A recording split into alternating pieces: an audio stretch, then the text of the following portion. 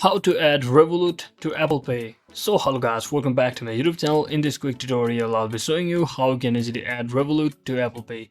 So first thing, just open up your Apple Pay wallet and make sure you have already signed in to your Apple Pay wallet, and just close it and just simply open up your Revolut application and also make sure you have logged into your account. Now here you should see that if you have already created used some cards, that is virtual cards or other cards, just tap on this card section from over here, and once you're inside here, just select any one of the cards that you would like to add on your Apple Pay.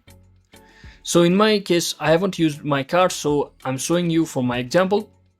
So once you click on any of the wallet that you would like to add, you should see the button that is add to Apple Pay, and it's not being shown currently because the screen is hidden to protect my personal information. So once you tap on add, you should be successfully add that any particular card to Apple Pay. So that is exactly how you can easily add Revolut to Apple Pay. So I hope this video was helpful guys. If it was, don't forget to like and subscribe to the channel. See you on the next one.